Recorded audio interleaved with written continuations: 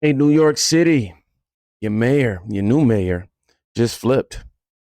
Yeah, Zohran Mamdani, he ran on free. But this morning, after winning, he told his supporters, send money. Let's roll the receipts. Good morning, New York City. Thank you. Last night we made history, and today we begin the work of making a new administration. Welcome to the transition. This is the period over the next few months where we build a city hall that delivers on the promises of our campaign, to make New York City affordable and to make government accountable to the people it serves. As we prepare to govern, we'll start announcing the leaders who will help implement our agenda. People like deputy mayors who oversee entire areas of government and the commissioners who carry out the critical work of city agencies. These appointments will be driven by excellence, integrity, and hunger to solve old problems with new solutions. Talking to organizers on the front lines of the fight to improve our city, government veterans with proven track records, policy experts from around the country and the world, and working people who know better than anyone what our neighborhoods deserve. And this will be a period, like the campaign we ran and the city hall to come, defined by transparency. Because New Yorkers deserve a government they can trust. On January 1st, I will be your mayor. New Year's Day and a new era for this city. Oh, and one more thing. Remember how I told you a few months ago to stop sending us money? You can start again. This transition requires staff, research, and an infrastructure that can meet this moment.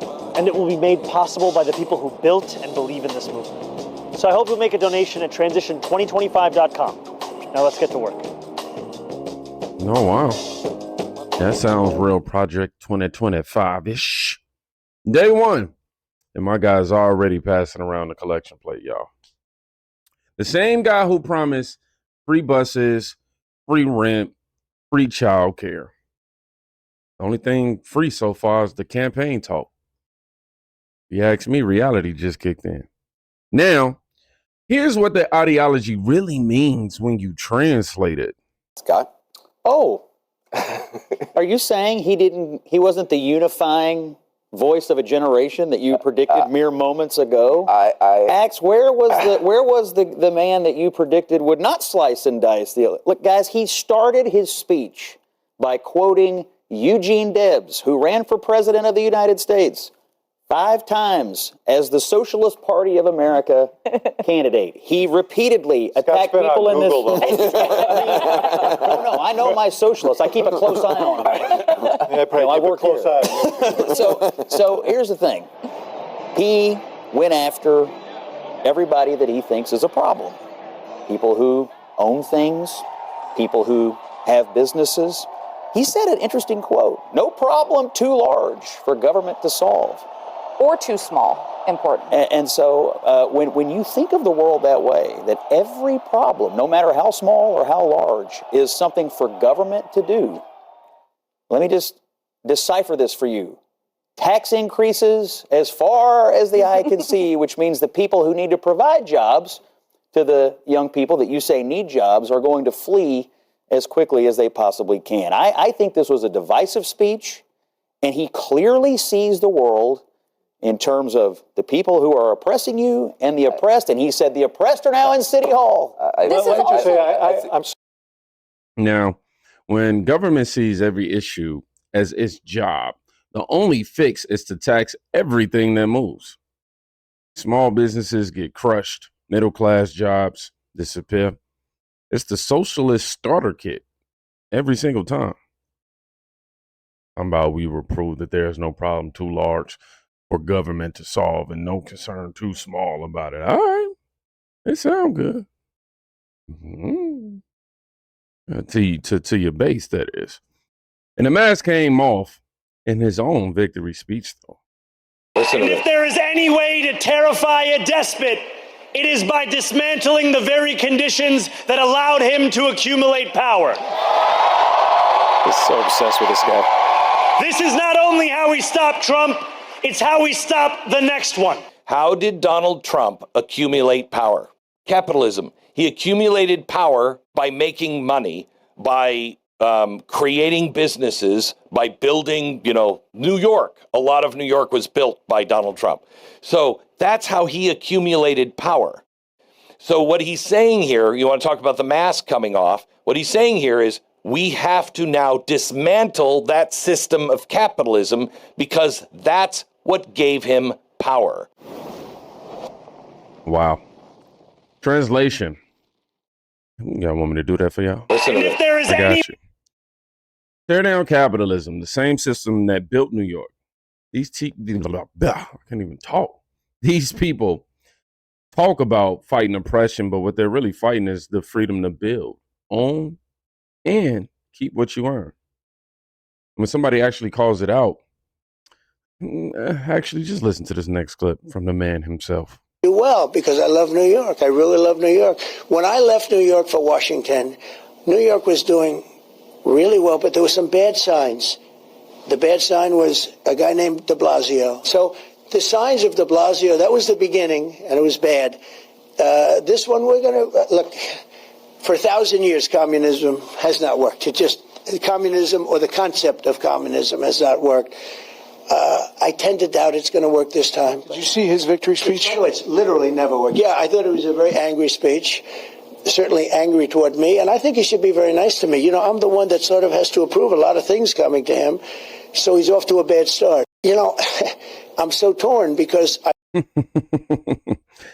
Yeah, he's off to a bad start. Simple truth. You don't need a policy paper when history already wrote the ending. Every place that tried this experiment ends the same way. Broke and begging. Just saying. And even his own community's starting to see it, y'all. Peep this. I'm Muslim, I'm a Democrat, I was born and raised in Queens, fundamentally oppose Zohran Mamdani. Look, we all want cheaper rent and universal childcare, that's without question. But I absolutely don't agree with this approach. Freezing rent sounds good, but it actually reduces housing and drives up market rents. Universal childcare costs over $10 billion a year, and the mayor does not have any authority to tax for that kind of money, and any state legislator fundamentally opposes that. And city-run grocery stores won't make food cheaper. They'll shut down the immigrant-owned corner stores that actually make New York, New York. We can fight for these things without lying and without breaking the system. It should not be about slogans. It should not be about overpromising for votes. A politician should go about it by finding real ways to help the very people that I grew up with and for them to live better here in Queens and in any borough. I'm Muslim. I'm a Democrat. I was born and raised. Yeah, because free is never free. Free stuff is never free, y'all. Always remember that. Now, when lifelong Democrats and Muslims from Queens say they would destroy small businesses, well, this, Mamdani, that is, he would destroy small businesses, you know that the wheels are coming off. I mean, all the way off. They want help, not handouts. They want help, not handouts that will make rent and taxes higher. So, why do so many young people fall for it? Let's hear from the late, great Charlie Kirk. The rise of Mamdani should be it's a coming attraction of what is coming next. Who's Mamdani? Zohran Mamdani, the Muslim communist that is running for mayor in New York City, who obviously there's a whole rabbit hole we can go down there. He just looks kind of be like central casting, and his ideas are terrible.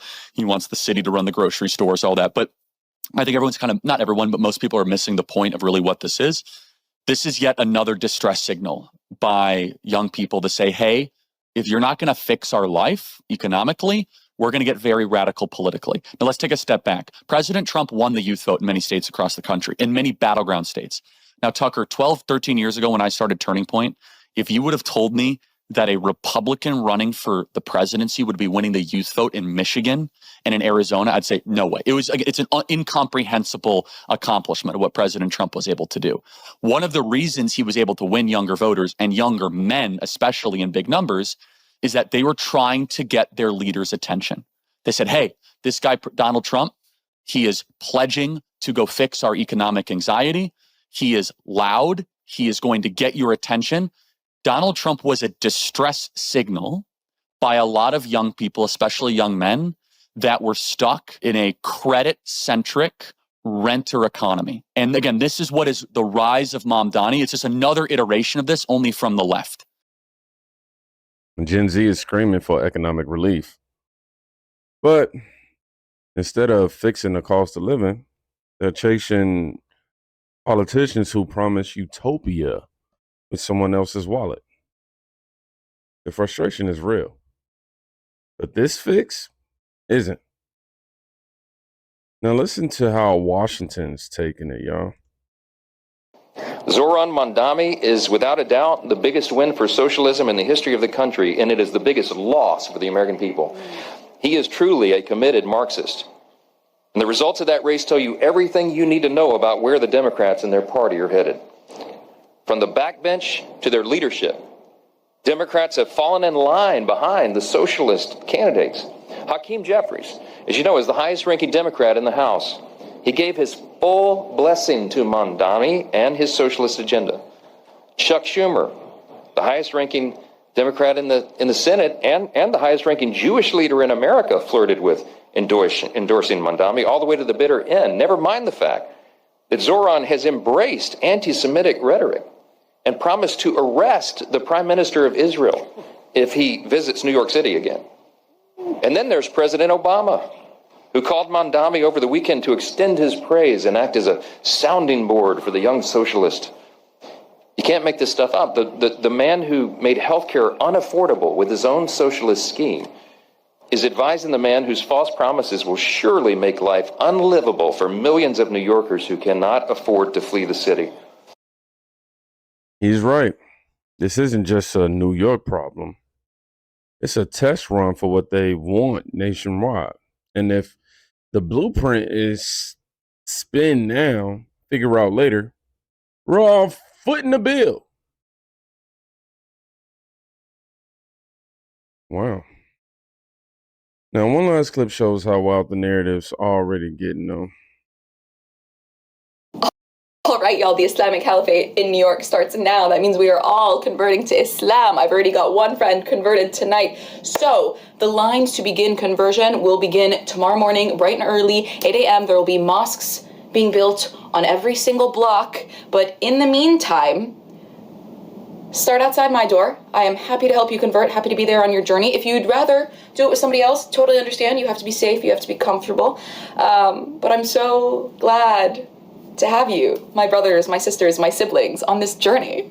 All right, y'all, the Islamic Caliphate. Wow, this is the chaos you get when the loudest voices online replace leadership with identity. The story's not religion, it's accountability. Keep your own policy, not propaganda.